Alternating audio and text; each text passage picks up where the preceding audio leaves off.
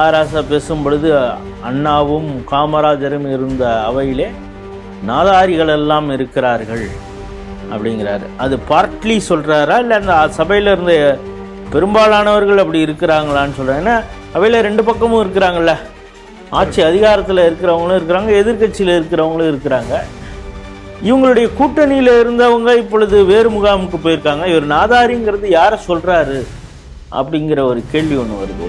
தப்பிக்கக்கூடிய ஒரு வாய்ப்பும் இருக்கிறது அப்படிங்கிறதுலாம் ஒரு பக்கம் இருக்குது. ஸோ வெள்ளை அறிக்கை நீங்கள் வெளியிட்டீங்க, அதற்கு காரணமானவர்கள் மீது என்ன நடவடிக்கை எடுக்க போகிறீங்க? இப்போ நேற்று ஏவா வீட்டில் விஜிலன்ஸ் ரைடு அப்படின்னீங்க, அதோடைய அவுட்புட் என்னங்கிறது? அவர் கைது செய்யப்பட்டு அவருக்கு தண்டனை வழங்கப்படுமா?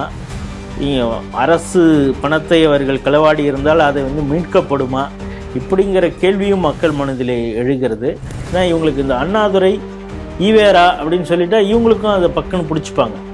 அது மாதிரி அவங்க அந்த போக்கிலேயே போனாங்க. நீங்கள் இப்பொழுது இந்திய அரசு என்று முதல்வர் சொல்லியிருக்கிறாரு அப்படின்னோடனே அதற்கு இவரே இப்போ விளக்கம் கொடுப்பார். நீ என்ன வெயிட் பண்ணுங்கள், இன்னொரு 2 டேஸில். இல்லை, நாங்கள் அதே அண்ணாவுடைய பாதையில் தான் சென்று கொண்டு இருக்கிறோம். பெரியார் இட்ட பாதை, அண்ணா இட்ட பாதை, அதில் தான் போயிட்டுருக்குறோம். நாங்கள் இந்திய அரசு அப்படின்னு சொல்கிறது எங்களுடைய எண்ணத்திலே அது ஒன்றிய அரசாகத்தான் இருக்கிறது. தமிழ்நாடுங்கிறது ஒரு தனித்துவமான ஒரு மாநிலம் அப்படின்லாம் அவர் விளக்கம் கொடுப்பார். வெயிட் பண்ணுங்கள். அவங்களுடைய மத நூலில் எப்படி கடைசியாக அந்த உரையில் அவர் எப்படி சொல்லியிருக்காரு, ஒரு அராபு முஸ்லீம் தான் உலகத்திலே ஒசத்தியான முஸ்லீம், மற்றவர்கள்லாம் அவனுக்கு கீழே அப்படி என்பதும் கிடையாது. அராபு இல்லாத இஸ்லாமியன் தான் உலகத்திலே உயர்ந்தவன் அப்படிங்கிறதெல்லாம் இல்லை அப்படின்னு அந்த மதத்தில் சொல்லப்பட்டிருக்கிறது. அப்படி உயர்வு தாழ்வு இல்லாத ஒரு மதத்தில் மொத்த ஒரு மதம் மாறிய பிறகு இல்லை எனக்கு இந்த செட்டில் தான் எனக்கு வேணும் அப்படின்னு எப்படி கேட்க முடியும்? அதற்கு நீ கம்யூனிட்டி சர்டிஃபிகேட் எப்படா நீ கொடுக்க முடியும் அப்படின்னு அரசையும் பார்த்து ஜிஆர் சுவாமிநாதன் கேட்டிருக்காரு. அதை தாண்டி அதில் என்னன்னா, நாங்கள் திரும்ப வந்து விட்டோம் அப்படிங்கிற ஒரு வாசகம் அதில் we came back அப்படின்னு ஒரு இந்தியில் அதற்கான வார்த்தையாகவும் அது இந்த காரில் எழுதியிருக்காங்க. அப்படின்னா யார் கேம் பேக், யார் திரும்ப வந்திருக்கிறார்கள் அப்படிங்கிற ஒரு கேள்வி எழுது. இதற்காக ஒரு 4 பேரை அரெஸ்ட் பண்ணியிருக்காங்க. அதில் கோபால் மாலிங்கிறவர் அந்த காருக்கு சொந்தமானவர், இந்த இதுக்கும் கிரேனுக்கு சொந்தமானவர். அது மட்டும் இல்லாமல் ஷோயிப் கான், தலீம் கான், சாஹித் கான். ஸோ இவங்கெல்லாம் கான் சகோதரர்களா என்னன்னு தெரியல.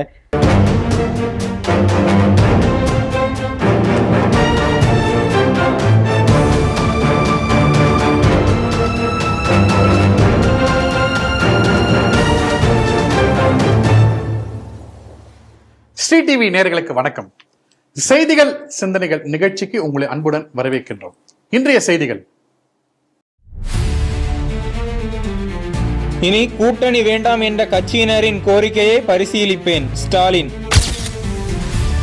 மின்வாரியத்தில் 2.47 லட்சம் கோடி கடன், வெள்ளை அறிக்கை வெளியிட்ட நிர்மல்குமார்.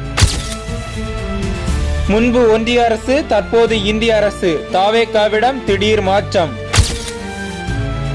இந்து மதத்திலிருந்து முஸ்லீமாக மதம் மாறியவருக்கு சாதி சான்றிதழ் வழங்க முடியாது, நீதிபதி ஜிஆர் சுவாமிநாதன் அதிரடி தீர்ப்பு. மத்திய பிரதேசத்தில் 40 அடிக்கு மேல் காரை வெடிக்க செய்து மொகரம் கொண்டாட்டம், 4 பேர் கைது. இன்றைய செய்திகள் சிந்தனைகள் நிகழ்ச்சியில் நம்முடைய மூத்த பத்திரிகையாளர் திரு ராஜேஷ் ராவ் அவர்கள். வணக்கம் ராஜேஷ் சார். வணக்கம். திராவிட மாடலுடைய இன்னொரு பெரிய சாதனை பார்த்தீங்கன்னா, சிட்டிங் எம்எல்ஏவா இருந்த திரு ஸ்டாலின், திமுகவுடைய தலைவர், தோல்வி அடைந்து பார்த்தோம். அதுவே ஒரு பெரிய திராவிட மாடலுக்கான ஒரு சான்றிதழாக கூட நம்ம பார்க்கலாம். அந்த திமுக தலைவருடைய ஸ்டாலின் பார்த்தீங்கன்னா, இப்போ தேர்தல் தோல்விக்கு பிறகு பல இல்லத்துடைய திருமணம், மாநிலம் கடந்து இருக்கக்கூடிய இல்ல நிகழ்ச்சிகளுக்கெல்லாம் போய் இப்போ தலைமை தாங்கிட்டு வரத ஒரு ட்ரெண்டாக பார்த்துட்டு வரோம். அங்கே போய் ஒரு பல தலைவர்களை சந்திக்கிறாங்க. அது ஒரு வைரலாக வர்ற ஒரு வீடியோலாம் நம்ம பார்க்குறோம். அந்த மாதிரி தஞ்சாவூர் மாவட்டத்தில் திமுகவுடைய ஒரு முன்னாள் அமைச்சருடைய இல்ல திருமணத்தில் போய் அவர் கலந்துக்கிறாரு. தலைமை ஏற்றுக்கும் போது சர்ச்சைக்குரிய எம்பியான ராசா அவர்கள் நிறைய விஷயம் பேசுகிறார். அதில் சொல்லப்போனால் எப்பேற்பட்ட அசம்பிளி இது, இப்போ எப்படி இருக்காங்கன்றது தரக்குறைவாக பேசினதெல்லாம் நம்ம பார்த்தோம். அப்படி பேசுறச்சு அவர் என்ன சொல்றாரு, கோரிக்கை வைக்கிறார் திமுக தலைவர்கிட்ட, இனிமேல் கூட்டணியே வேண்டாம், இல்லை சில கட்சிகள்லாம் பார்த்தீங்கன்னா இங்கே இருக்கக்கூடிய அண்ணா அறிவாளர் இந்த அறைக்குள்ள ஒதுங்கக்கூடிய கட்சிகள்லாம் கூட இப்போ கூட்டணி பற்றி நாங்கள் பேசுகிறோம் அப்படின்ற மாதிரிலாம் ஒரு கீழ்த்தனமான ஒரு பேச்செல்லாம் பேசி கூட்டணி இனிமேல் வேண்டவே வேண்டாம், நம்ம தேர்தல் நேரடியாக சந்திக்கலாம் அப்படின்னு சொல்லி அவர் பேசுகிறாரு. அதுக்கப்புறம் திமுக தலைவர் ஸ்டாலின் அவர்கள் வந்து அவர் முதல்வர் விஜய்க்கு அவரோட ஏதோ ஒரு எதிர்கருத்தெல்லாம் தெரிவித்து அவர் கடைசியில் என்ன சொல்றாரு, திமுக தொண்டர்களுடைய இந்த கருத்தை நான் பரிசீலனிக்கிறேன் அப்படின்னு சொல்லியிருக்காரு. இந்த செய்தி நீங்க எப்படி பாக்குறீங்க? துக்ளக் ஆசிரியர் சோ அவர்கள் ஒரு விஷயத்த சொல்லுவார், என்னன்னா ஆண்ட கட்சி ஆளும் கட்சி அப்படின்னு. அதாவது ஆண்டு கொண்டிருந்த கட்சி எதிர்கட்சியாக மாறிடும். அப்பொழுது அவங்களுக்கு எந்த இடத்துலையும் மேடை கிடைக்காது. அதிகாரத்தில் இருக்க கட்சியை எதிர்த்து ஏதாவது ஒரு பொதுக்கூட்டம் போட்டால் அதில் வேணால் பேசலாம், மற்றபடி எங்கேயுமே ப்ராமினன்ஸ் கிடைக்காது. அவங்கள கூப்பிட்டு இனாகரேஷனுக்கெலாம் பெரிய அளவு யாரும் கூப்பிட போகிறதில்ல.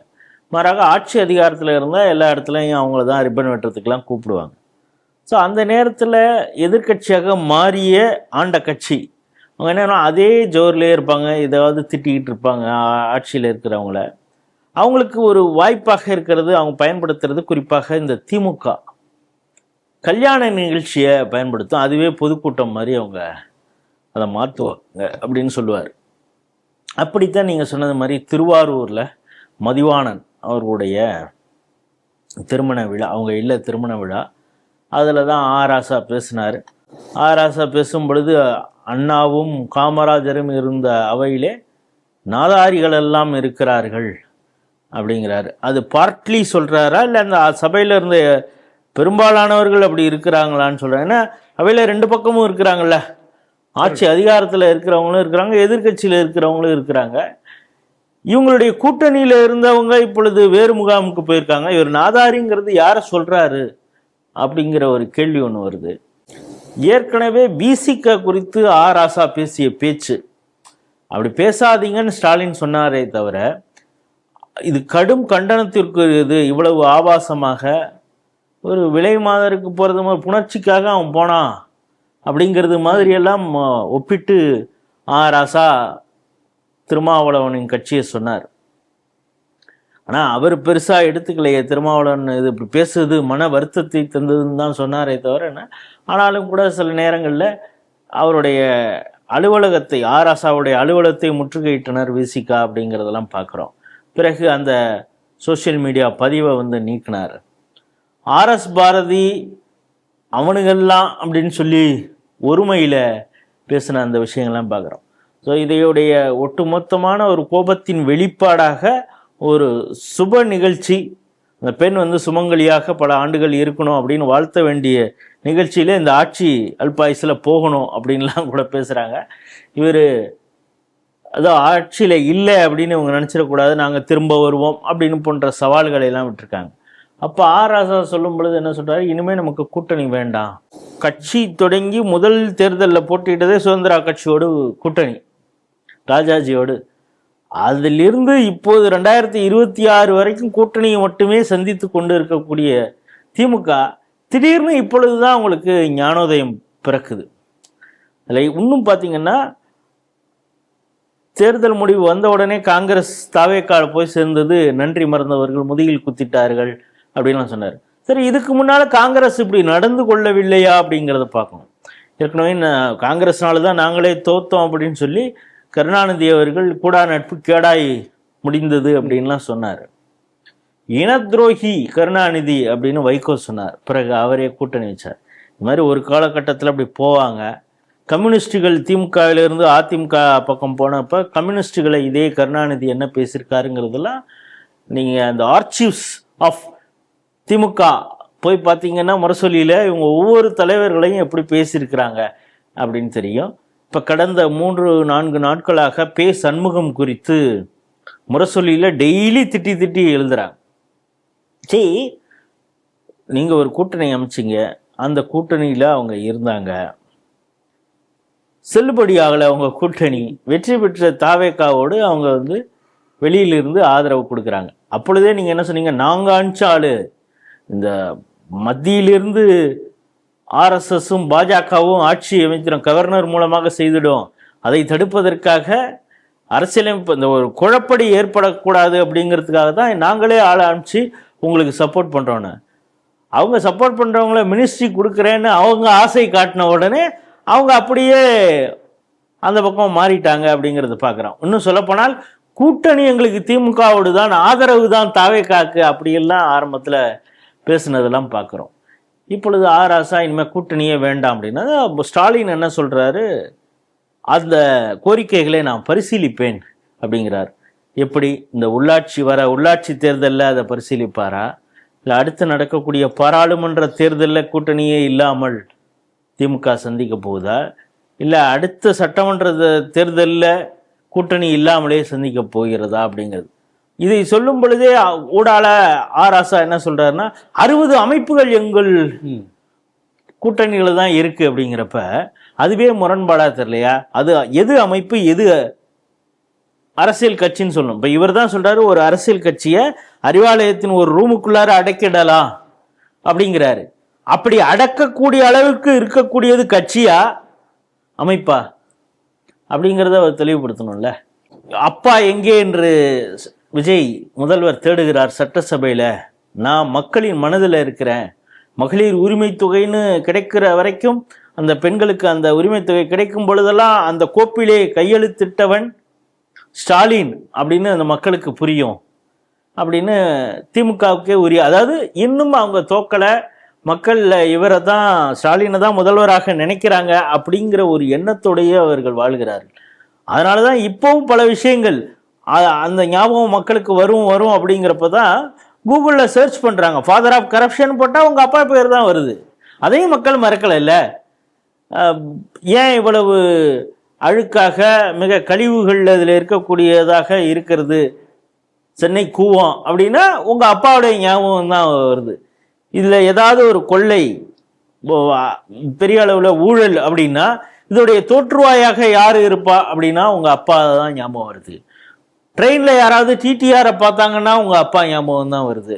இப்போ நேற்று பாருங்கள், அவர் எவ்வளவு குசும்பாக இருந்தால் விஜய் பஸ் பிரயாணம் மேற்கொள்கிறார். 300 பேருந்துகளை தொடங்கி வச்சார். அவர் தொகுதிக்கு பெரம்பூருக்கு போகிற பஸ்ஸில் மட்டும் அவர் ஏறி கொஞ்சம் தூரம் பயணம் செய்தார். அப்பொழுது டிக்கெட் எவ்வளவுப்பா அப்படின்னு கேட்டு 11 ரூபாய் பெரம்பூருக்கு டிக்கெட் எடுக்கிறார். அதன் மூலம் அவர் குறியீடாக ஏதோ சொல்ல வராரு அப்படின்னு மக்களும் புரிஞ்சுக்கிறாங்க. ஸோ இப்படியெல்லாம் கூட பலர் உங்களை ஞாபகம் வச்சுருக்காங்க. மக்கள் எப்படியெல்லாம் ஞாபகம் வச்சுருக்காங்கங்கிறதையும் நம்ம பார்க்க வேண்டியதாக இருக்கிறது. கண்கெட்ட பின் சூரிய நமஸ்காரம்னு இதை சொல்கிறதா, இல்லை சீச்சி இந்த பழம் புளிக்கும் அப்படிங்கிறது மாதிரி இப்பொழுதுக்கு நாங்கள் கூட்டணி வேண்டாம் அப்படின்னா அந்த கூட்டணி வேண்டாம்ங்கிறத தொடர்ச்சியாக அவங்க அதை மெயின்டைன் பண்ணுவாங்களாங்கிறது தெரியாது. நேற்றே என்ன சொன்னார், இஸ்லாமியர்கள் எல்லாம் உங்கள் கூட இருக்கிறோன்னு ஒரு சின்ன பையன் ஏர்போர்ட்டுக்கு போகிறப்ப தாத்தா நான் இருக்கிறேன் அப்படின்னு சொல்கிறது மாதிரி என்ன அந்த மத விஷயங்கள் இது போன்ற அமைப்புகள்லாம் ஆதரவுனா எந்த அமைப்புகள்லாம் அடிப்படைவாத அமைப்புகளா யார் அப்படிங்கிறதுலாம் இருக்குது. சீச்சி இந்த பழம் புளிக்குங்கிற கதையாக தான் இருக்குது. இன்றைக்கி மதிமுக அவங்களுடைய செயற்குழுவில் அதில் யாரோ ஒருத்தர் ரிசைன் பண்ணிட்டாருங்கிறாரு. அவர் திமுகவுக்கு போகிறாரா தாவேக்காவுக்கு போகிறாரா அப்படிங்கிறதுலாம் இருக்குது. ஒருவேளை அவர் திமுகவுக்கு போனால் மதிமுக எப்படிப்பட்ட விமர்சனங்களை திமுக மீது வைக்கும் அப்படிங்கிறதெல்லாம் பொறுத்திருந்து பார்க்கணும். ஏற்கனவே துரை வைகோ பல விமர்சனங்களை திமுக மீது வைத்து வருகிறாருங்கிறத பார்க்குறோம். பலர் திமுக சின்னத்தில் போட்டியிடக்கூடிய நிர்பந்தங்கள் கொடுக்கப்பட்டது தெரியாதனமாக அந்த சின்னத்திலேயே நம்ம போட்டிட்டோமா, இல்லைன்னா நம்மளும் தாவேக்காவுக்கு போயிருந்து அமைச்சராக ஆகி இருக்கலாமேன்னு வருத்தத்தோடு இருப்பதெல்லாம் நமக்கு தெரியுது. இப்போ இவங்க கூட இருக்கிறாங்கிறப்ப அவங்கெல்லாம் திமுக சின்னத்தில் போட்டிட்டதுனால கூட இருக்கிறாங்க, இல்லைன்னா அவங்களும் கலண்டு போயிருப்பாங்க அப்படிங்கிறது தான் பரிதாபகரமான ஒரு காலகட்டத்திலே திமுக இருக்கிறது. அந்த தோல்வி அவங்கள என்னமோ செய்யுது. ஏன்னா எதிர்பார்க்காத அந்த சின்ன சின்ன பசங்களாம் இப்போ எம்எல்ஏவாக நிற்கிறாங்களா. இந்த பக்கம் ஒரு சில சீனியர்ஸு ஸ்டாலின் தோத்துட்டாரு. அதுவும் இவங்க பேசும்பொழுது நான் 5 நிமிஷம் பேசுனதுக்கே குளத்தூரில் டப்பா டான்ஸ் ஆடிடுச்சுன்னா அவர் சொன்னது அதெல்லாம் அவங்கள ரொம்ப ஊண்டு பண்ணிடுச்சு அப்படின்னு தான் நினைக்கிறேன். இன்னும் சுவாரஸ்யமான அரசியல் இருக்கிறது தமிழகத்திலே அப்படிங்கிறது தான் இந்த செய்தி. நேற்றுக்கு ஒரு வெள்ளை அறிக்கை வருது. இந்த வெள்ளை அறிக்கை வந்தோடனே திராவிட மாடல், முன்னாடி இருந்த திராவிட மாடல் அரசுக்கும் தமிழக மக்களுக்கு ஒரு பெரிய ஷாக். அது என்ன ஷாக் அப்படின்னு பார்த்தீங்கன்னா, மின் வாரியத்துடைய வெள்ளை அறிக்கை, எலக்ட்ரிசிட்டி டிபார்ட்மெண்ட்டுடைய வெள்ளை அறிக்கை. ஷாக்கிங்கான நியூஸு. அதிர்ச்சியான நியூஸ் என்னன்னு சொல்லி பார்த்தோம்னா கிட்டத்தட்ட 2.47 லட்சம் கோடி கடன் அப்படின்னு சொல்லி அமைச்சர் நிர்மல்குமார் வெளியிடுறாரு. தொடர்ந்து நிறைய விஷயம் அதில் அந்த வெள்ளை அறிக்கையில் சொல்லிட்டு வரும்போது கிட்டத்தட்ட 65,000 காலி இடங்கள் கூட இருக்கிறது. இந்த மின்வாரியம்ன்றது எப்படி படிப்படியாக முன்னேறி வருகிறதோ அதுக்கேற்ற மாதிரி இந்த காலத்துக்கு ஏற்ற மாதிரி அதோட இன்ஃப்ராஸ்ட்ரக்சரை டெவலப் பண்ணியிருக்கணும். அவங்க எதுவுமே பண்ணலை. நம்ம கூட தெரியும், நடுவில் ஒரு அமைச்சர் என்ன சொன்னால் கரண்ட் கட் ஆனதுக்கு அணில் தான் கூட காரணம்னு சொல்லி நமக்கு அந்த நினைவு இருக்கலாம். அப்படிலாம் கடந்து வந்து எவ்வளோ கடன் வச்சிருக்காங்கன்றது ஒரு வெள்ளை அறிக்கையா தாவேகா அரசு அமைச்சர் நிர்மல்குமார் வெளியிட்டிருக்காரு. இந்த செய்தி நீங்க எப்படி பாக்குறீங்க? நேற்று அமைச்சர் நிர்மல்குமார் அந்த வெளியிட்ட வெள்ளை அறிக்கை அது ஒரு பவர் பாயிண்ட் ப்ரெசன்டேஷன் மாதிரி கொடுத்தாரு அப்படிங்கிறாங்க. பலரும் அந்த பவர் பாயிண்ட் ப்ரெசன்டேஷனை பார்த்தவங்க ஒரு சாதாரண எளிய மக்களுக்கு புரிகிறது மாதிரி உண்மையிலே நிர்மல்குமார் ஒரு நல்ல அட்டம்ப்ட் கொடுத்துருக்கிறாரு. ஒரு ஷார்ட் ஸ்பேனில் ஒரு 40 நாள் தான் ஆகுது ஆட்சி வந்த பிறகு. பட் அந்த துறை கொஞ்சம் உள்வாங்கி கொண்டு அதில் என்ன நடந்திருக்கு அப்படிங்கிறத ஒரு அதிகாரிகள் மட்டத்தில் நீங்கள் ப்ரெசன்டேஷன் பண்ணிங்கன்னா இல்லை ஒரு படித்தவர்கள் மத்தியில் ஒரு விஷயம் பண்ணிங்கன்னா அது ஓரளவு அவங்களால புரிஞ்சுக்க முடியும். இது ப்ரெஸ்ஸில் ஒரு ப்ரெசன்டேஷன் கொடுக்குறாரு. அந்த ப்ரெஸ்ஸு வர செய்தியை சாதாரண மக்கள் ஊடகங்கள் வாயிலாக தெரிந்து கொள்ளாங்க. ஸோ அவங்களே புரிந்து கொள்ள முடிய அளவிற்கு அவர் சொன்னார் அப்படிங்கிறது ஒரு பாராட்டு விஷயம். ஏன்னா நம்ம யார் நல்லா செஞ்சாலும் அவங்கள நம்ம பாராட்ட சொன்னோம். அதே நிர்மல்குமார் திருப்பரங்குன்றத்தில் பேசுனதுக்கு அவர் மீது நம்ம கடுமையான கண்டனங்களை இதே ஸ்ட்ரீட் டிவியில் பதிவு செய்திருக்கோம். சரி, அவர் இத்தனை கடன் சுமை இருக்கிறது அப்படிங்கிறதெல்லாம் சொல்லியிருக்காரு. அது பீரியாடிக்காக எப்படி 2021 26 வரைக்கும் எப்படி, அதற்கு முன்பிலிருந்து எவ்வளவு கடன், அதாவது கேரி ஃபார்வேர்ட் ஆகி எவ்வளவு வந்திருக்கு அப்படிங்கிறப்ப நீங்கள் சொல்கிறது மாதிரி 2.47 லட்சம் கோடி அப்படின்னு. மாறாக இதற்கு கரஸ்பாண்டிங்காக வருவாய் எந்த அளவுக்கு இருக்குது அப்படிங்கிறப்ப இவங்களுடைய மின்கட்டணம் உயர்வு மற்ற இத்தியாதிகள் மூலமாக வருமானம் வந்திருந்தா கூட அதை மீட் அவுட் பண்ண முடியாத அளவுக்கு இன்ஃப்ராஸ்ட்ரக்சர் இவங்க எந்த அளவுமே அதை வலுப்படுத்தலை அப்படிங்கிறதுனால அதுவும் கூட பெரிய அளவு பயன் கொடுக்கவில்லை. ஒரு பக்கம் மின்கட்டணம் உயர்வு அதன் மூலமாக தான் வருமானம் வரப்போகுது அப்படின்னு பார்த்தா கூட அதுவும் அதை ஈடுகட்ட வகையில் இல்லை. அதனால் இவங்க தொடர்ச்சியாக கடன் மட்டுமே வாங்கி கொண்டு இருந்தார்கள். அதாவது பொதுவாக இந்த நிதி அமைச்சகம் மூலமாக வெளியிட்ட வெள்ளை அறிக்கை மரிய வில்சன் போனார். அவர் ஒரு தலையில் இத்தனை கடன் இருக்கிறது அப்படிங்கிறது அவர் கிட்டத்தட்ட 13 லட்சம் கோடி கடன் இருக்குன்னு சொன்னார். இப்போ இபியில் மட்டும் 2.47 லட்சம் கோடி. இது மாதிரி ஒவ்வொரு துறையும் உங்கள் வெள்ளை அறிக்கை விட்டாங்கன்னா, ஏன்னா ஹெச்ஆர்என்சி கூட வெளியிடுவதற்கான வாய்ப்பு இருக்குது அப்படிங்கிறாங்க. இந்த வெள்ளை அறிக்கை அதை ஒட்டி வரக்கூடிய ஊழல் குற்றச்சாட்டு அப்படிங்கிற விஷயமும் இருக்குது. இப்போது மின்கட்டண உயர்வு அதன் மூலமாக வருவாய் அரசுக்கு கிடைச்சிருக்கும் அப்படின்னா அது சரிவர கிடைக்கலன்னா அதில் அங்கே நடந்தது என்ன, முறைகேடு என்ன அப்படிங்கிறதையும் சொல்லணும். ஏற்கனவே அறப்போர் இயக்கம் செந்தில் பாலாஜி மீது பல குற்றச்சாட்டுகளை வைத்திருக்கு அப்படிங்கிறது. ஃபஸ்ட்டு இந்த நிலக்கரி அது 100 டன் எங்கே போச்சுன்னு ஃபஸ்ட்டு நம்ம தான் இங்கே பேசணும்னு நினைக்கிறேன். அந்த 100 டன் நிலக்கரி எங்கு மாயமாக போனது அந்த குற்றச்சாட்டை சொன்னார் இதே செந்தில் பாலாஜி. ஆனால் அது எங்கே போச்சுன்னு அவர் சொல்லணும்ல. அது பதவி ஏற்ற உடனே 800 அனல் மின் நிலையத்தில் காண போச்சுன்னாரு. அதுக்கப்புறம் எப்படி அது சரி கட்டப்பட்டது அப்படின்னு. அப்புறம் பிஜிஆர் அதுலேருந்து கொள்முதல் அது அண்ணாமலை அவர்கள் ஒரு குற்றச்சாட்டை சொன்னார். அந்த வழக்கில் இவர் மீதும் இவருக்கு வழக்கும் இருக்குது. நிர்மல் மீதும் சோஷியல் மீடியாவில் அது குறித்து பேசினார். இவர் மீதும் கூட அந்த வழக்கு இருந்தது. அப்பொழுது ஏதோ அதை வாபஸ் வாங்கிட்டாங்கங்கிற இப்போ செய்தியெல்லாம் ஒரு பக்கம் இருந்திருக்கு. டிரான்ஸ்ஃபார்மர் வாங்கினதில் ஊழல் அப்படின்னு அறப்போர் இயக்கம் சுட்டி காட்டியிருக்காங்க. அதன் மீது என்ன நடவடிக்கை எடுக்க போகிறார்கள் அப்படிங்கிறத பார்க்குறோம். இப்பொழுது ஹார்ட் டிஸ்க்கு காணா போச்சு அப்படின்னாங்க. திரும்ப பெங்களூர்லேருந்து மீட்டு வந்தோம் அப்படிங்கிறாங்க.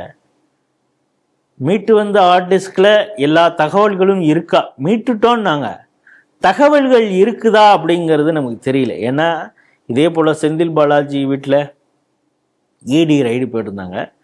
இடி ரைடு போன அதிகாரியுடைய கார் கண்ணாடிகள்லாம் உடைக்கப்பட்டது. அவங்கள்ட்டேருந்து பென் டிரைவ் எல்லாம் பிடுங்கிட்டு போனாங்க அப்படின்னு சொன்னாங்க. அதுக்கப்புறம் அதை ஃபார்மேட் பண்ணிட்டாங்கங்கிற ஒரு செய்தியெல்லாம் அப்பொழுது வந்தது. அதே போல் அந்த ஹார்ட் டிஸ்க்குகள் ஃபார்மேட் செய்யப்பட்டதா அப்படிங்கிறது இருக்குது. இப்போ புதுசாக என்ன சொல்கிறாங்கன்னா, முன்னாள் அமைச்சர்கள் பல விஷயங்களையும் அதிகாரிகள் தான் செஞ்சாங்க அப்படின்னு. உங்களுக்கே தெரியும், ஹெச்ஆர்என்சி இஷ்யூ வந்த பொழுது ரமேஷ் பேசும் பொழுது 247 கோடி ரூபாய்க்கு பெருமானமுள்ள அந்த கோயில் நிதியில் கட்டக்கூடிய வணிக விலாகங்கள், திருமண மண்டபங்கள், அதையெல்லாம் நாங்கள் அந்த உத்தரவை திரும்ப பெறுகிறோம்னு சொல்லும் பொழுது, இப்போ உங்களுக்கு யார் சஜஸ்ட் பண்ணாரோ அதே அதிகாரி தான் எனக்கு அதை கட்டுறதுக்கு சொன்னார் அப்படின்லாம் சேகர் பாபு சொன்னார். அப்படின்னா என்னென்னா, எங்களுக்கு ஒன்றும் தெரியாது அப்படின்னு சொல்லி அதிகாரிகளை கை காட்டி விட்டு இவர்கள் தப்பிக்கக்கூடிய ஒரு வாய்ப்பும் இருக்கிறது அப்படிங்கிறதெல்லாம் ஒரு பக்கம் இருக்குது. ஸோ வெள்ளை அறிக்கை நீங்கள் வெளியிட்டீங்க, அதற்கு காரணமானவர்கள் மீது என்ன நடவடிக்கை எடுக்க போகிறீங்க? இப்போ நேற்று ஏவா வீட்டில் விஜிலன்ஸ் ரைடு அப்படின்னீங்க, அதோடைய அவுட்புட் என்னங்கிறது? அவர் கைது செய்யப்பட்டு அவருக்கு தண்டனை வழங்கப்படுமா? அரசு பணத்தை அவர்கள் களவாடி இருந்தால் அதை மீட்கப்படுமா? இப்படிங்கிற கேள்வியும் மக்கள் மனதிலே எழுகிறது. வெள்ளை அறிக்கை அப்படின்னு ஒரு சம்பிரதாயத்துக்கு சொல்லாமல் அதோடைய அவுட்புட், அதில் முறைகேடு நடந்திருந்ததுன்னா அதன் மீது வழக்கு பதிவு செய்து உரிய விசாரணை குறிப்பிட்ட காலத்திற்குள் எஃப்ஐஆர் பதிவு செய்து நடவடிக்கை எடுக்க வேண்டும். ஏன்னா நம்ம சென்ற ஆட்சியிலே பார்த்தோம், 3 முறை ரிமைண்ட் பண்ணாங்க இடி கமிஷனருக்கு, இவருக்கு டிஜிபிக்கெல்லாம். என்ன, KN மீது ஒரு எஃப்ஐஆர் போடுங்கன்னு சொல்கிறதுக்கு எல்லா ஆதாரம் வாட்ஸ்அப் சேட்லேருந்து எல்லாம் சொல்லியும் கூட ஒன்றும் நடக்கலை, ஆதாரங்களை கட்டு. அதுபோல் இந்த அரசு செயல்படக்கூடாது அப்படிங்கிறதும் மக்கள் எதிர்பார்க்குறாங்க. உண்மையான மாற்றம் அப்படிங்கிறது தவறு செய்தவர்கள் தண்டிக்கப்படுவார்கள் அப்படிங்கிற ஒரு இது நடந்தால் தான் அவங்களுக்கு புரியும். ஏன்னா சட்டசபையிலே விஜய் இதை குறித்து பேசியிருக்காரு, மக்கள் பணத்தை தொடமாட்டோம், தொட்டவர்களை விடமாட்டோம் அப்படின்னு. சினிமா டயலாக் மாதிரி அது ரெய்மிங்காக சொல்கிறது மட்டும் இல்லாமல் அதில் செயல்படுத்தவும் செய்ய வேண்டும் அப்படிங்கிறத மக்களுடைய எதிர்பார்ப்பாக இருக்கு. குறிப்பாக திமுக கடந்த ஆட்சி பொறுப்பேற்ற பிறகு ஆரம்ப காலம், அவங்க பதவியேற்ற காலத்திலேருந்தே என்ன சொல்லுவாங்க, மத்திய அரசு ஒன்றிய அரசு ஒரு குன்றிய மனநிலையில சுய இன்பம் காண்பதாக இந்த மீடியாவில் இருக்கக்கூடியவங்களாம் பேச ஆரம்பிச்சாங்க. அது அப்படியே நாள் போக்கில் சட்டப்பேரவையில் எல்லா அந்த திமுகவுடைய உடன்பிறப்புகள் எல்லாருமே ஒன்றிய அரசு ஒரு குன்றிய மனநிலையிலே பேசிட்டு வந்தாங்க. இந்த அரசு தாவேக அரசு பொறுப்பேற்ற பிறகு முதல் முறையாக பாரத பிரதமருக்கு ஒரு அதிகாரப்பூர்வமான ஒரு கோரிக்கை கடிதம் எழுதும் போது இந்திய அரசு அப்படின்னு ரொம்ப தெளிவா முதலமைச்சர் அதில் பதிவு செஞ்சிருக்காரு. இனி காலப்போக்கத்தில் ஒன்றிய அரசுன்ற வார்த்தையை சொல்லாடலே இருக்காது, இனி முதல் இந்திய அரசு மத்திய அரசு தான் இருக்கும் அப்படின்னு சொல்லி ஒரு பாலிசி டிசிஷன் எடுத்திருக்காங்க தமிழக அரசு. இந்த செய்தியை நீங்க எப்படி பாக்குறீங்க? என்னை பொறுத்தளவு ஒரு இந்திய அரசு அப்படின்னு சொன்னதை தாண்டி ஒரு மத்திய அரசு என்று சொல்லியிருந்தால்தான், அது ஏதோ இந்திய அரசுனா தமிழ்நாடுங்கிறது ஒரு தனி அரசு அப்படிங்கிற மாதிரியான ஒரு எண்ணப்போக்கும் சிலருக்கு வரலாம். ஏன்னா உங்களுக்கு விளக்கம் கொடுக்குறோம். இப்போ ஆதவ அர்ஜுனாட்ட இப்போ கேட்குறாங்கன்னு வச்சிங்களேன், அவர் பாருங்க, அப்பொழுது ஒன்றிய அரசு என்று திராவிட மாடல் சொன்னது, ஏன்னா யூனியன் ஆஃப் ஸ்டேட்ஸ் தானே அப்படிங்கிற அடிப்படையில் சொன்னாங்க. அண்ணாதுரை அது தானே சொல்லியிருக்காரு. ஏன்னா இவங்களுக்கு இந்த அண்ணாதுரை ஈவேரா அப்படின்னு சொல்லிட்டா இவங்களுக்கும் அதை பக்குன்னு பிடிச்சிப்பாங்க. அது மாதிரி அவங்க அந்த போக்கிலேயே போனாங்க. நீங்கள் இப்பொழுது இந்திய அரசு என்று முதல்வர் சொல்லியிருக்கிறாரு அப்படின்னோடனே அதற்கு இவரே இப்போ விளக்கம் கொடுப்பார். நீ என்ன வெயிட் பண்ணுங்க, இன்னொரு 2 daysல. இல்லை, நாங்கள் அதே அண்ணாவுடைய பாதையில் தான் சென்று கொண்டு இருக்கிறோம். பெரியார் இட்ட பாதை, அண்ணா இட்ட பாதை, அதில் தான் போயிட்டுருக்குறோம். நாங்கள் இந்திய அரசு அப்படின்னு சொல்கிறது எங்களுடைய எண்ணத்திலே அது ஒன்றிய அரசாகத்தான் இருக்கிறது. தமிழ்நாடுங்கிறது ஒரு தனித்துவமான ஒரு மாநிலம் அப்படின்லாம் ஒரு விளக்கம் கொடுப்பார். வெயிட் பண்ணுங்க. ஆனால் நேற்று நிதியமைச்சர்கிட்ட கேட்கும் பொழுது இந்த மனநிலை மாற்றம்ங்கிறது நல்லது தான் அப்படின்னு சொல்லியிருக்காங்க. இப்போ நீங்கள் சொன்னது மாதிரி சரியாக சொன்னீங்க, ஒரு மனநிலை குன்றிய எண்ணத்தோடு தான் அவர்கள் ஒன்றிய அரசு. இப்போ நீங்கள் அதை டிரான்ஸ்லேஷன் பண்ணிங்கன்னா அப்படி தான், யூனியன் ஆஃப் ஸ்டேட்ஸ் அப்படிங்கிறப்ப ஒன்றியங்களுடைய ஒரு கூட்டு அமைப்பு அப்படின்னு சொன்னான். ஆனால் நீ அதை எந்த அர்த்தத்தில் சொல்கிற அப்படிங்கிறது ஒன்று இருக்குல்ல. இப்போ வீட்டுக்காரர் வந்துட்டு போனார் அப்படின்னு ஒருத்தவங்க சொல்கிறாங்கன்னு வச்சுங்க, இதை ஒரு பெண் அப்படி சொல்கிறாங்கன்னா அவங்க கட்டிய கணவன் வந்துட்டு போனார் அப்படிங்கிறான். இதே ஒரு ஆண் சொன்னான்னா அவன் மேபி ரெண்ட்டுக்கு இருந்தான்னா ஹவுஸ் ஓனர் வந்துட்டு போனாருங்கிறத வீட்டுக்காரர் வந்துட்டு போனாருன்னு கூட எடுத்துக்கலாம். சொல்வது யார், அதை புரிந்து கொள்பவர்கள் எப்படி புரிஞ்சுக்கிறாங்கிறது. சொல்வது யாருங்கிறப்ப இங்கே திராவிடம் பேசி கொண்டிருந்த ஒரு தனி தமிழ்நாடு பேசி கொண்டிருந்த இன்னும் அந்த பிரிவினை எண்ணம் எங்களிடம் இருக்கிறதுன்னு சொன்ன ஆராசா, அவர் கட்சியை சார்ந்தவர்கள் இந்த ஒன்றியம் சொல்லும் பொழுது நீ எந்த நோக்கத்தோடு ஒன்றியம்ங்கிறத சொல்ற அப்படிங்கிறது இருக்குது. இப்போ ஒன்றியம்னு சொன்னாலே அது தப்பா அப்படின்னா அது அப்படி இல்லை. ஆனால் அது யார் சொல்கிறா அப்படிங்கிறது இருக்குது. இப்பொழுது விஜய் அவர்கள் இந்திய அரசுன்னு சொல்லியிருக்காரு. எனக்கு அது மத்திய அரசுன்னு சொல்லியிருந்தா ஒன்றும் நடுவண் அரசுன்னு அப்போ வேறு விதமாக தமிழ் படுத்தினாங்க. மத்திய அரசுன்னு சொல்லலாம், மோடி அரசு, பாஜக அரசு, இப்பொழுது ஆளும் மத்திய அரசு, இப்படி எப்படி வேணாலும் சொல்லிடலாம். இந்திய அரசுன்னு சொன்னாலும் தப்பு இல்லை. ஆனால் இப்போ எதுக்கு இப்போ இந்திய அரசு அப்படின்னு சொன்னால் நமக்கு ஏன் ஒரு சின்ன ஒரு அச்சம் வருகிறதுனா, சமீபத்தில் விஜயை வந்து அமெரிக்காவுடைய செக்ரட்டரிஸ் சில பேர் வந்து பார்த்துட்டு போனாங்க. அவங்களுடைய எக்ஸ்தல பதிவில் இந்தியா, அதாவது நேஷனுடைய டெவலப்மெண்ட் பில்டிங் அந்த இது பண்ணுறதுக்காக நான் இவரை வந்து சந்தித்தேன் அப்படின்னா, இது தமிழ்நாடுங்கிறது ஒரு தனித்துவமான ஒரு ஸ்டேட் மாதிரியும் அது வந்து ஒரு தனி நாடு போலவும். ஏன்னா அது கேரளா கொஞ்ச நாளாக இந்த வேலையை பண்ணிக்கிட்டு இருந்தாங்க. என்னென்னா இன்டர்நேஷ்னல் இண்டெக்ஸ் சிலது வரும்ல, மகிழ்ச்சியாக இருக்கக்கூடியவர்கள், சுத்தமாக இருக்கக்கூடியது, சுகாதாரமான ஸ்டேட் எப்படி இருக்குது அப்படிங்கிறப்ப சில என்ஜிஓக்கள், அதாவது யூஎனில் இருக்கக்கூடிய ஒரு பாடிஸ் ஒரு சில இது இந்த இண்டெக்ஸ் வெளியிட்டாங்க. அதில் பார்த்தீங்கன்னா இப்போ கனடா, நார்வே, கியூபா அப்படின்னு வரிசையாக இருக்கும். இந்தியான்னு இல்லாமல் கேரளான்னு இருக்கும். இப்போ அவனுக்கு பார்த்தீங்கன்னா கேரளாங்கிறது இது ஒரு தனி நாடு போல். இதெல்லாம் இங்கே உள்ளே இருக்கிறவன் இந்த மிஷினரி கம்யூனிஸ்ட் சித்தாந்தம் இருக்கிறவன் வேணும்னே இந்த வேலையெல்லாம் செஞ்சிருந்தான். இப்போ அது போன்ற ஏதாவது ஒரு நோக்கம் அமெரிக்காவில் இருக்கவங்களும் இங்கே மீண்டும் அது போன்ற ஒரு பிரிவினையை தூண்டலாமா அப்படின்னு யோசிக்கிற நேரத்தில் இப்போ நீங்கள் சொன்ன இந்த லெட்டர் வந்து கொஞ்சம் மாறுதலை கொடுத்தா கூட இது தொடருமாங்கிறதும் எனக்கு ஒரு சந்தேகமாக இருக்குது. ஏன்னா இவங்க திமுக ஏதாவது ஒரு அழுத்தம் கொடுத்ததுன்னு வச்சுங்க, உடனே வாபஸ் வாங்கிடுறாங்கங்கிறத பல விஷயங்களை பார்க்குறோம். கி வீரமணி HRNC-உடைய செக்ரட்டரியாக ஒரு லேடி இருக்கோம். முதல்ல அந்த அமைச்சரே அப்பாயின்மெண்ட் பண்ணக்கூடாதுன்னாங்க. யார்? ரமேஷைய. ஏன்னா ஒரு பிராமணர் கையில் வந்து நீங்கள் எப்படி இந்து சமய அறநிலையத்துறை கொடுப்பீங்க, எப்படி 2 பிராமண அமைச்சர்களை கொடுக்கலாம் அப்படின்னு. ஆனால் அதை கண்டு கொள்ளவில்லை விஜய் அரசாங்கம் அப்படின்னு இருந்தால் கூட, ஆனால் அதற்கு எதிர்ப்பு தெரிஞ்சோம். ஆனால் அந்த செக்ரட்டரியாக ஒரு அம்மாவை போட்டாங்க, அவனும் பிராமண சமூகத்தை சார்ந்தவர்கள் குறிப்பிட்டு வீரமணி எதிர்ப்பு தெரிவித்ததுனால மாற்றினாங்கங்கிறத பார்க்குறோம்.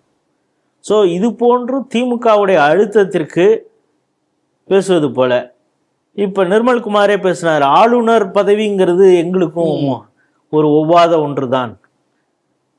திமுகவுடைய அதே கருத்தோட பேசுனது பார்க்குறோம். இந்த மொழி கொள்கையில் வந்தே மாதரம் பாடலாமா பாடக்கூடாதா, தமிழ்தாய் வாழ்த்து அந்த இஷ்யூ வரும்பொழுது ஆதவ அர்ஜுனா என்ன பேசினான்னு பார்க்குறோம். ஸோ பெரும்பாலான விஷயங்களே இவங்க திமுகவுடைய அடியொற்றி போவதனால இப்போ இதுவும் பெரிய அளவில் அழுத்தம் கொடுத்தா. நீங்கள் இப்படி செய்யலாமான்னு 4-5 மீடியாக்காரனும் பத்திரிக்கைக்காரனும் அழுத்தம் கொடுத்தானுச்சுங்க. இதே ஜோசப் விஜய் அது ஏதோ இதில் வந்துருச்சு, டைப்போ எரர் ஆயிடுச்சு, நாங்கள் எங்களுடைய நோக்கம் வந்து ஒன்றிய அரசுன்னு தான் அது இது பண்ணியிருக்கோம், அரசியலமைப்பில் அப்படி தான் சொல்லியிருக்குன்னு நாளைக்கே இவங்க உருட்டுறதுக்கும் வாய்ப்பு இருக்கிறது. ஆனாலும் இந்த வகையில் இப்படி உண்மையிலேயே இந்த மனமாற்றம் இருக்குதுன்னா, ஆனால் சட்டசபையில் அவர் பேசும் பொழுதே மோடி முட்டித்தனமாக நாங்கள் எல்லாத்துக்கும் மத்திய அரசை மோதி கொண்டு இருக்க மாட்டோம் சென்ற அரசு போல அப்படின்னு ஒன்று சொல்றதின் அடிப்படையில் இது பார்த்தால் ஏதோ கொஞ்சம் மாற்றம் இருக்கிறது மாதிரி வெளிப்பார்வைக்கு தோன்றுகிறது. அது மனப்பூர்வமாக மாற்றமாக ஜோசப் விஜயிடம் இருந்தால் அது வரவேற்கத்தக்கது அப்படிங்கிறதா நம்முடைய பார்வை. 2024 திராவிட மாடல் அரசு என்ன பண்றாங்க, ஒரு சிறுபான்மையருக்கான ஒரு சலுகையை கொடுக்குறாங்க. என்ன அப்படின்னு பார்த்தோம்னா, நீங்க இந்துவா இருக்கீங்க, நீங்க இஸ்லாமியரா மதம் மாறிட்டீங்கன்னா உங்களுக்கு பிசி சர்டிபிகேட் வழங்கப்படும். அதுக்கான அரசாணையை திராவிட மாடல் அரசு வெளியிடுறாங்க. என்ன பண்றாரு, பரமசிவம், தூத்துக்குடியை சேர்ந்த பரமசிவன் அப்படின்றவர் என்ன பண்றாரு, சம்ஷீர் அகமது அப்படின்னு சொல்லி இஸ்லாமியத்துக்கு மதம் மாறுறாரு. மதம் மாறினோடனே அவர் போய் தாசில்தார் ஆஃபீஸில் போய் கேட்குறாரு, எனக்கு வந்து பிற்படுத்தப்பட்ட சர்டிஃபிகேட் வேணும், என்னை அங்கீகரிக்க வேணும் அப்படின்னு சொல்லி அவர் கேட்குறாரு. அவர் அதெல்லாம் இல்லைன்ற மாதிரி இல்லை, அது ஒரு கேஸ் மாதிரி போகுது. இப்போது சென்னை உயர்நீதிமன்றத்தில் ஜிஆர் சுவாமிநாதன், பாலாஜி நீதியரசர்கள் அவங்களுடைய அமர்வில் இந்த கேஸ் வரும்போது அவங்க என்ன பண்ணுறாங்க, இந்த தமிழக அரசாணையை அடிப்படையிலேயே ஒரு வந்து ஃபண்டமெண்டலாகவே வந்து தவறுகள் இருக்கிறது அப்படின்னு சொல்லிட்டு அந்த அரசாணையை ரத்து பண்ணுறாங்க. மேலும் அவங்க என்ன சொல்கிறாங்க, நீங்கள் இந்து மதத்திலிருந்து இஸ்லாமிய மதத்துக்கு மாறினீங்கன்னா நீங்கள் ஒரு சாதாரண முஸ்லீம் தான். நீங்கள் கேட்டிருக்கக்கூடிய அந்த 7 பிரிவுகளில் கேட்டிருக்கக்கூடிய அந்த பிரிவில் சர்டிஃபிகேட் கொடுக்க முடியாது. ஏன்னா அவங்களாம் வம்சாவளியாக பிறப்பின் அடிப்படையில் வந்தவங்க, அவங்களுக்கு தர முடியாது. ஒருவர் இந்து மதத்திலிருந்து இஸ்லாமிய மதத்திற்கு மாறினால் அவர் ஒரு இஸ்லாமியர் தான். அதனால இந்த அரசாணை ரத்து செய்யப்படுகிறது, அவருக்கும் இந்த சர்டிஃபிகேட் கொடுக்க முடியாதுன்னு ஒரு அதிரடி தீர்ப்பை கொடுத்துருக்காங்க. இந்த தீர்ப்பை நீங்கள் எப்படி பார்க்குறீங்க? அதிரடி தீர்ப்பு அப்படிங்கிறதையும் தாண்டி அழகான அருமையான தீர்ப்பு அப்படின்னு, உன்னுடைய ஆயுதத்தை வச்சே சம்பவம் பண்ணுறது அப்படின்னு சொல்லுவாங்கள்ல, இந்த சினிமா ஃபேமஸான டைலாக். ஸோ அப்படி ஒரு சம்பவத்தை செய்திருக்கிறார் நீதியரசர் ஜி.ஆர். சுவாமிநாதன் அவர்கள் மற்றும் சார் பாலாஜி அவங்களுடைய அமர்வு. ரொம்ப தெளிவாக சொல்கிறார். அதாவது அன்சார், ஜெகானி முஸ்லிம்ஸ், துபேகுலா, லப்பைஸ் இன்க்ளூடிங் ராவுத்தர் என்ற மரக்காயர், அவங்க வந்து தமிழ் பேசுவராக இருக்கலாம், இல்லை உருது பேசுவராக இருக்கலாம், மாப்பில்லா, ஷேக் சையத், இவர்களை தான் வந்து என்ன சொல்லியிருக்காங்க, பேக்வேர்ட் கிளாஸ் முஸ்லீம்ஸ் அப்படின்னு சொல்லியிருக்காங்க. இதில் திடீர்னு ஒருத்தர் மதம் மாறினவர் என்ன இதில் வந்து லெப்பையா சேர்த்துக்கங்க, ராவுத்தரா சேர்த்துக்கங்க அப்படின்னு ஒரு ஸ்பெசிஃபிக்காக வந்து சொல்ல முடியாது அப்படிங்கிறது தான். அதையும் தாண்டி ஜி.ஆர். சுவாமிநாதன் அவர்கள் ரொம்ப அழகாக அதை நேரேட் பண்ணி, அந்த தீர்ப்பை வந்து ரொம்ப அழகாக நேரேட் பண்ணியிருக்காரு அப்படிங்கிறது தான் நம்ம புரிந்து பார்க்கணும். இப்போ கர்வாபசின்னு நம்ம இந்து அமைப்புகள் சில விஷயங்கள் செய்யும். என்னென்னா, பலரை வந்து ஆசை வார்த்தை காட்டி, பணத்தை ஆசை கூட்டி வேலை வாங்கி தரோம், இது போன்ற பல வாக்குறுதிகளை, போலியான வாக்குறுதிகளை கொடுத்து மதம் மாற்றுவாங்க. பேருக்கு கொஞ்ச நாளைக்கு வந்து ஏதோ ஒரு ஸ்கூலில் அட்மிஷன் வாங்கி கொடுத்துட்டு பிறகு அவங்கள நாட்டாத்தில் விட்டுருவாங்க அப்படிங்கிற ஒரு பக்கம்லாம் இருந்தால் கூட இப்படி ஆசை. ஸோ இவங்க ஒரு கட்டத்துக்கு அப்புறம் மதம் மாறியவர்கள் இங்கே வந்து பார்த்த பிறகு இங்கேயும் அங்கே சமூக ஏற்றத்தாழ்வு இருக்குது, நம்மளை இந்த சர்ச்சுக்குள்ளார விட மாட்டேங்கிறான், இந்த மசூதிக்குள்ளார போக முடியல அப்படிங்கிறது. எப்படி மசூதிக்குள்ளார அவங்க வந்து ரோட்லேயே நமாஸ் பண்ணுறாங்க, அது எப்படி அந்த மசூதியெல்லாம் விட மாட்டாங்க அப்படின்னா, சாதாரண எல்லா முஸ்லீம்களாலும் 1000 விளக்கு அந்த மசூதி உள்ளே போக முடியுமா அப்படிங்கிறதே ஒரு கேள்விக்குறி. இது குறித்து தவீத் ஜமாத் பல வீடியோக்கள் ஆரம்பத்துலலாம் நிறையா போட்டிருக்காங்க. இவங்க போயிட்டு வந்தவுடனே கழுவி விட்டாங்கங்கிற அந்த செய்தியெல்லாம் அந்த நேரத்தில் வந்ததுங்கிறத பார்க்குறோம். இப்போ இந்த தீர்ப்பின் மூலம் இன்னொரு விஷயம் ஆயிருக்குது. என்னென்னா, சாதியற்றது அப்படின்னு தானே இவங்க சொல்கிறாங்க. எங்களுக்கு வந்து பட்டியல் சமூகத்தினராக இருக்கட்டும், எந்த சமூகத்திலிருந்து இஸ்லாம் அப்படின்னு வந்துட்டாங்கன்னா அவங்க ஜாதியற்றவர்களாக ஆகிவிடுவார்கள். அந்த அங்கீகாரம் கிடைக்கிறது அங்கு. இன்னும் நான் வந்து அடிமையாக இருக்கிறேன் அப்படின்னு பல மேடைகளில் திருமாவளவன், வன்னியரசு இவங்கெல்லாம் பேசுவாங்க.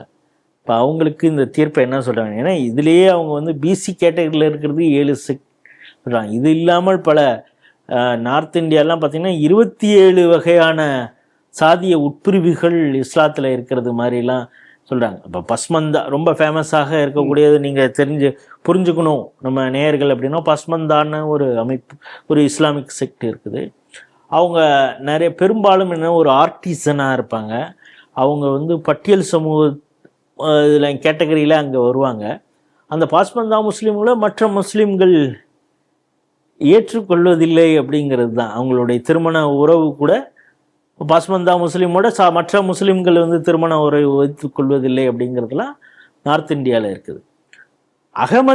அகமதியாஸை முஸ்லீமாகவே ஏற்றுக்கொள்வதில்லை அப்படிங்கிறதுலாம். குறிப்பாக ஹைதராபாத்தில் ஒரு ஜமாத் சொன்னதுக்கு, இந்த ஜமாத் சொல்வதற்கு இந்த உரிமை இல்லை, அகமதியாஸும் இஸ்லாமியர்கள் தான் என்று அந்த சிறுபான்மையின அந்த பிரிவுக்கு, இஸ்லாமிய பிரிவுக்கு இஸ்லாமிய அங்கீகாரத்தை பெற்றுக் கொடுத்ததே யாருன்னா சிறுபான்மை நலத்துறை அமைச்சராக அப்பொழுது இருந்த ஸ்மிருதி இரானி அப்படிங்கிறது தான். அந்த அகமதியா இஸ்லாமியர்கள் வந்து பாஜகவிற்கு நாங்கள் நன்றி கடன் பட்டு இருக்கிறோம், குறிப்பாக ஸ்மிருதி இரானி அவர்களுக்கு. அந்த ஹைதராபாத் ஜமாத் மீது அவங்க நடவடிக்கை எடுப்போம் அப்படின்னு கூட. நீ எப்படி ஒரு செக்டை வந்து நீ முஸ்லீமே இல்லைன்னு எப்படி, இது வந்து புறம் தள்ளுதல். அவங்க இப்போ இவங்க அன்டச்சபிலிட்டி இங்கே நம்மளதான் சொல்கிறாங்கல்ல, பிசிஆர் கேஸ் அப்படின்னு ஒரு, எப்படி அவரை வந்து தாழ்த்தப்பட்டவரை ஜாதி சொல்லி இழிவுபடுத்தினாய் அப்படிங்கிறது, அதுக்கு ஒரு வன்கொடுமை சட்டம்னு ஒன்று இருக்குல்ல. அதுபடி சிறுபான்மையினரில் குறிப்பாக இந்த இஸ்லாத்தில் ஒரு செக்டர் நீங்கள் இஸ்லாத் இல்லை அப்படின்னு அவங்கள வந்து சமூகத்திலிருந்து தள்ளி வைப்பது எப்படி அப்படிங்கிற கேள்வியை மத்திய அரசு கேட்டது.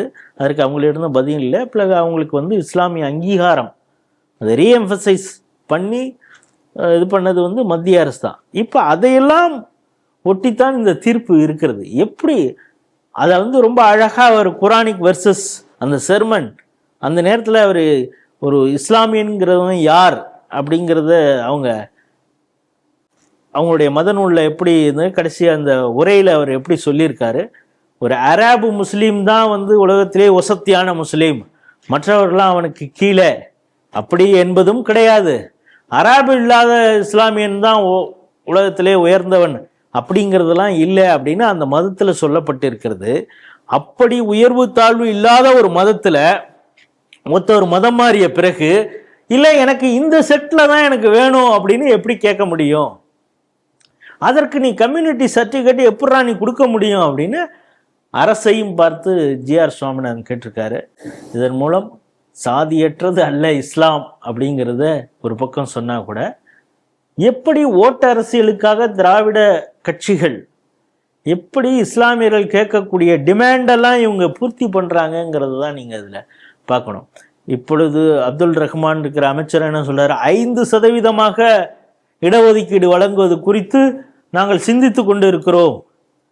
சிறைவாசிகள் 25 ஆண்டுகளுக்கும் மேல் இருக்கக்கூடிய சிறைவாசிகளை முன்விடுதலை செய்வதற்கு யோசித்து கொண்டு இருக்கிறோம். சரி, இந்த 25 வருஷத்துக்கு மேல யாரா இருக்கா அப்படின்னு பார்த்தா எல்லாம் கோயம்புத்தூர்ல குண்டு வச்சவன். உங்க வெளிப்பார்வைக்கு எப்படி 25 நியாயம் தானே? 25 வருஷத்துக்கு மேல கஷ்டப்பட்டு இருக்கான் அந்த சிறைவாசி, அவனை வெளியிட ஒண்ணுன்னு நினைக்கிறாங்க, அது நல்லது தானேன்னு பார்த்தா அந்த கேட்டகரியிலே மொத்தம் எத்தனை பேர்ரா வரான், அவன் யார்றான்னு நீங்க அவனுடைய ப்ரொஃபைலை போய் நோண்டி பார்த்தீங்கன்னா எல்லாமே கோயம்புத்தூர் குண்டு வெடிப்பில் சம்மந்தப்பட்டவனாக இருக்கிறான். ஸோ இவங்களுடைய டிமாண்ட் ஒரு பக்கம், ஆட்சி அதிகாரத்து வெளியில இருந்து இவங்க வைக்கக்கூடிய டிமாண்டு, இவங்களுக்கு ஓட்டு வங்கி இருக்கிறது அப்படின்னு சொல்லி இந்த 2 திராவிட கட்சிகளும் பயந்துக்கிட்டு அதை பண்ணிடுறோம் இதை பண்ணிடுறோன்னு. இப்பொழுது ஆட்சி அதிகாரத்துக்கு அருகிலேயே வந்த பிறகும் அதே கோரிக்கையை வைத்து கொண்டு இருக்கிறார்கள். அப்படிங்கிற இந்த காலகட்டத்தில் இந்த தீர்ப்பு வந்திருக்கிறது அப்படிங்கிறது உண்மையிலேயே பாராட்டுதலுக்குரியது. ஜிஆர் சுவாமிநாதன் அவர்களுக்கு ஒரு சல்யூட். மத்திய பிரதேசம் உஜ்ஜைன் மாவட்டத்தில் இஸ்லாமியர்களுடைய மொஹரம் பண்டிகை அதை கொண்டாடிருக்காங்க. இந்த கொண்டாட்டத்தின் ஒரு பங்காக ஒரு அமைப்பு என்ன பண்ணியிருக்காங்கன்னா, ஒரு வண்டி, ஒரு வாகனத்தை ஒரு 40 அடிக்கு கிரெயினில் தொங்க விட்டு அந்த வண்டி முழுக்க வெடிகுண்டுகளோ இல்லை வந்து பட்டாசுகளோ அந்த மாதிரி, அதாவது ஒரு ஒரு அபாயகரமான அபாயகரமான ஒரு எக்ஸ்ப்ளோசிவ்ஸ் அப்படின்றத அதில் அந்த வண்டியில் ஏற்றி ஒரு 40 அடி அந்த வண்டியை மேலே ஏற்றி வெடிக்க செஞ்சுருக்காங்க. வெடித்து செத்துற போது அதோடைய பாகங்கள்லாம் அப்படி இப்படி கீழே போயிடுது. அது ஒரு அந்த வண்டி வெடிக்கும் போது ஒரு கரகோஷத்தோடைய ரொம்ப ஏதோ ஒரு பெரிய விஷயம் சாதித்த மாதிரி அவங்க கொண்டாடி இருக்காங்க. அந்த வீடியோ பயங்கர வைரலாக வந்த பிறகு காவல்துறை, இங்கே இருக்கக்கூடிய மாவட்ட நிர்வாகம்லாம் போய் விசாரிக்கிறாங்க என்ன இருக்குன்னு போது, அப்போ முதல் கட்டமாக அந்த கலெக்டரும் அந்த மாவட்டத்துடைய காவல்துறை அதிகாரி என்ன சொல்லுவாங்க, இந்த மாதிரி ஒரு ஈவெண்ட் நடத்துறதுக்கு பர்மிஷனே வாங்கலை அப்படின்னு ரொம்ப தெளிவாக சொல்கிறாங்க. இதில் யாரெல்லாம் சம்மந்தப்பட்டிருக்காங்க, இதோட பின்னணி என்னன்னு விசாரிக்கிறோம் அப்படின்னு சொல்லியிருக்காங்க. இந்த செய்தி நீங்கள் எப்படி பார்க்குறீங்க? அதாவது இதில் குறியீடு அப்படின்னு சொல்லுவாங்க. இப்போ ஏதாவது ஒரு சம்பவம் நடந்ததுன்னா அதுக்கான குறியீடு என்ன இருக்குது அப்படின்னு சொல்லுவாங்க. அப்படி பார்த்தீங்கன்னா ஒரு கிரேன், அந்த கிரேனை வந்து ஒரு 40 அடிக்கு உயர்த்திருக்காங்க. இந்த புல்டோசர் கிரேன் இதையெல்லாம் வந்து எப்படி பார்க்குறாங்க அப்படிங்கிறது, அது எதன் குறியீடாக பார்க்குறாங்க அப்படிங்கிறது ஒன்று. காரை வெடிக்க வைக்கிறது, இப்போ இது போன்ற எக்ஸ்ப்ளோசிவ்ஸ் பட்டாசு வெடிப்பதை இந்துக்கள் செய்வதில்லையா, அவருடைய திருவிழாக்களில் செய்வதில்லையா அப்படின்னு ஒரு கேள்வி வரும்.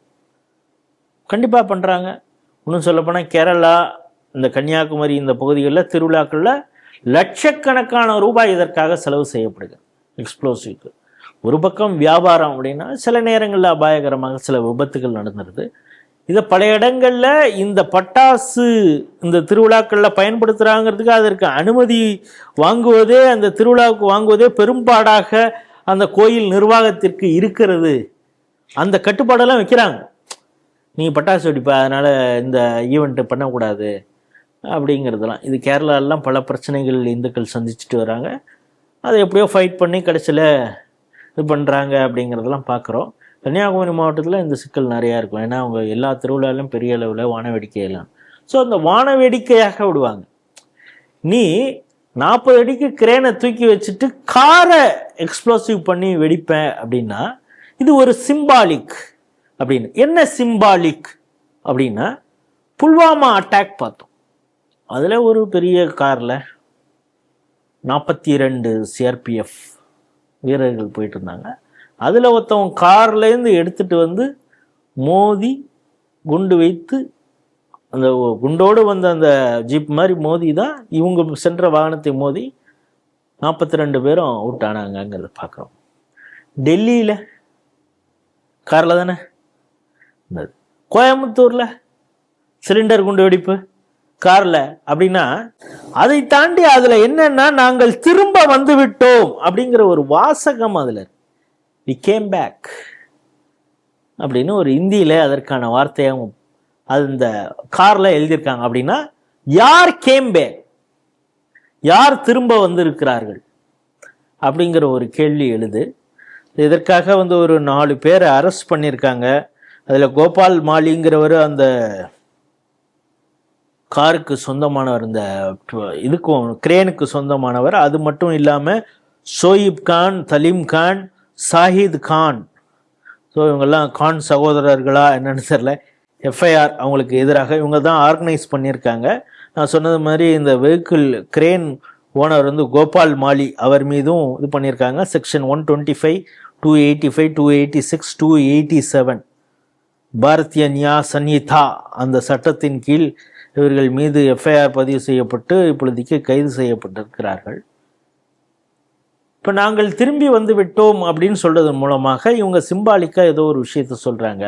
இதற்கு பிறகு ஏதாவது திட்டமிட்டு இருக்கிறதா அப்படிங்கிறது. இது போல் ஏதாவது குண்டு வெடிப்பு நாங்கள் செய்ய மாட்டோம், நாங்கள் தான் அப்பயே சொன்னோம் மேடா அப்படின்னு சொல்கிறது மாதிரி, நாங்கள் தான் சிக்னல் கொடுத்தோமே அப்படிங்கிறது மாதிரி, சொன்னதை செய்தோமே அப்படிங்கிறது மாதிரி இவங்க பண்ணுறாங்களா அப்படிங்கிற கோணத்திலும் இப்பொழுது போலீஸார் விசாரணை செய்துட்டு இருக்காங்க. நீங்கள் உஜ்ஜைன் அப்படிங்கிறப்ப இந்த அனுமதி வாங்காமல் இந்த நிகழ்ச்சியை நடத்திட்டு இருக்காங்க. இப்போ நமக்கு இன்னொரு அச்ச உணர்வும் எடுக்கிறது. இப்போ இந்தியாவில் இருக்கக்கூடிய பல celebrities, whether it's a cricketer or film star, எல்லாம் இப்போ எங்கே போகிறாங்கன்னா உஜ்ஜைனில் இருக்கக்கூடிய மகாகாலேஸ்வர் அந்த கோயிலில் அந்த விபூதி பூஜை அலங்காரம், அதோடைய அபிஷேகம், அந்த விபூதி அபிஷேகம் பார்க்கறதுக்கு பெரிய பெரிய லெவல்லேருந்து உலக நாடுகள்லேருந்துலாம் வந்து பார்க்குறாங்க. இன்னும் சொல்லப்போனால் பல celebrities are all basically there from Islam, முஸ்லீம் மதத்திலிருந்து இந்து வழிபாட்டு முறையை ஏற்றுக்கொண்டவர்கள். அது வந்து தப்பு இல்லை, அது எங்களுடைய ஃபோர்ஃபாதர்ஸ் முஸ்லீம் தான், இந்து தானே, நான் இப்போ வழிபாட்டு முறையாக முஸ்லீமாக இருக்கிறேன், இருந்தாலும் கூட இந்து ட்ரெடிஷன் எனக்கு பிடிக்கும் அப்படின்னு சொல்லக்கூடிய செலிபிரிட்டிஸ்லாம் கூட அந்த விபூதி ஆராதனை அந்த அபிஷேகத்தில் கலந்துக்கிறாங்க. போனேன் அது மாதிரி பல நடிகைகள், ஒரு செலிபிரிட்டிஸ்லாம் சில பேர் பார்த்துட்டு இருக்கேன், ஒரு ஜேர்னலிஸ்ட், சீனியர் ஜேர்னலிஸ்ட்டு, இவங்கெல்லாம் கூட. இப்போ இந்த உஜ்ஜைனில் இது போன்ற பிளாஸ்ட் பண்ணி அவங்க காட்டுறதுங்கிறது மூலமாக இந்து வழிபாட்டு தலங்களுக்கும் ஒரு அச்சுறுத்தலாக இவங்க காட்டுறாங்களா, இல்லை இது போன்றவர்கள் சில இஸ்லாமியர்கள் இந்து வழிபாட்டில் நாங்கள் உள்ள உட்காந்து பார்க்குறோம். சில கிரிக்கெட்டர்ஸ்லாம் கூட போயிருக்கிறாங்க. நான் ஏற்கனவே சொன்ன ஒரு பெண் பத்திரிக்கையாளர், ஒரு நடிகைன்னு கூட நினைக்கிறேன், அவங்களாம் கூட போயிருக்கிறாங்க. அப்படிங்கிறப்ப இது ஒரு விதமான மறைமுகமான மிரட்டலா அப்படிங்கிறது. ஏன்னா உஜ்ஜைன்கிறது இப்பொழுது இந்துக்களுக்கான ஒரு, எப்படி அயோத்தியாவை நீங்கள் பார்க்குறீங்களோ அது மாதிரி உஜ்ஜயினியை பார்க்கக்கூடிய ஒரு சூழல் தான். இப்போ அந்த இடத்துல இது போன்ற ஒரு பிளாஸ்ட் பண்ணி ஒரு முன்னோட்டமாக இவர்கள் செய்கிறார்களோங்கிற ஒரு அச்ச உணர்வு ஏற்படுகிறது. இது ஏதோ விளையாட்டாக பண்ணிட்டாங்கங்க, ஏதோ ஆர்வக்கோளாறில் சில இளைஞர்கள் அப்படித்தானே செய்வார்கள் அப்படின்லாம் கடந்து விட முடியாது. அவங்க முழுவதுமாக விசாரணை செய்து இவர்களுக்கு என்ன தொடர்பு இருக்கிறதுன்னு. இந்த சங்கி சேனலுக்கு எப்பொழுதுமே ஒரு சந்தேக எண்ணத்தோடு எல்லாரையும் பார்ப்பது தான் ஒரு வேலையாக இருக்குது அப்படின்னு கமெண்ட் செக்ஷனில் கூட வந்து போடுவாங்க. நமக்கு ஏன் இந்த அச்ச உணர்வு இருக்குதுன்னா, தேவங்கிரி பக்கத்தில் ஒரு கிராமத்தில் எங்கேயோ ஒரு குக்கிராமத்தில் ஒருத்தனை அரெஸ்ட் பண்ணியிருக்காங்க. 19-20 வயசு தான் ஆகுது. வடநாட்டிலேருந்து இங்கே வந்திருக்கான். எங்கேருந்து தப்பிச்சு வந்திருக்கான்? என்னடா அப்படின்னா, அவனுடைய டார்கெட் என்னென்னா, அவன் ஃபுல்லாக சர்ச் பண்ணி அவனுடைய டிவைசஸாக இருக்கட்டும், அவனுடைய பேக்லாம் செக் பண்ணால் எல்லா இடத்துலையும் வந்து அயோத்தி குறித்த வரைபடங்கள், அயோத்திக்கு எப்படி போகிறது, ராம் மந்திருடைய ஆக்சஸ் என்ன, இதெல்லாம் ஃபுல்லாக அவன் வச்சுருக்கான். மேப்பு எல்லாமே வச்சுருக்கான். அவனை இப்பொழுது விசாரணை பண்ணிகிட்டு இருக்காங்க. அவன் அந்த தாக்குதலுக்கு ஏதோ திட்டமிட்ட ஒரு லோன் உல்ஃப் அட்டாக் மாதிரி கூட இருக்கலாம். ஆனால் அவனுடைய டிவைஸை செக் பண்ணும் பொழுது அவன் அதிகமாக வாட்ஸ்அப் காலில், டெலிகிராமில் சேட்டிங்காக, வாட்ஸ்அப் காலில் பேசுனது எல்லாமே பார்த்திங்கன்னா பாகிஸ்தானில் இருக்கக்கூடிய நம்பர் 92 அப்படின்னு ஆரம்பிக்கக்கூடிய அந்த நம்பரில் தான் அவன் பேசியிருக்கான் அப்படின்னு வருது. லோன் உல்ஃப் அட்டாக் பண்ணணும்னு நினச்சா கூட அவனுக்கு இன்ஸ்ட்ரக்ஷன் எங்கேருந்தோ வெளியில் வருது அப்படிங்கிறது. இப்போ நான் சொன்னேன் பாருங்கள், அயோத்தியாவில் இருக்கக்கூடிய ராம் மந்திர் அவனுக்கு ஒரு தாக்குதல், அதை வந்து ஏதாவது பண்ணணும் அப்படிங்கிற ஒரு எண்ணத்தோடு அவன் செயல்படுறான். அப்படிங்கிறப்ப இங்கே உஜ்ஜைனில் மகாகாலேஸ்வர் நான் அப்படி சொல்கிறேன். இது மாதிரி யார் என்ன வேணாலும் செய்யலாம். அதனால் ஜஸ்ட் லைக் தட் கடந்து போக முடியாது. ஏதோ ஜாலியாக பட்டாசு விட்டார்கள் அப்படிங்கிறது இல்லை. முழு விசாரணை செய்ய வேண்டும், நடவடிக்கை எடுக்க வேண்டும்.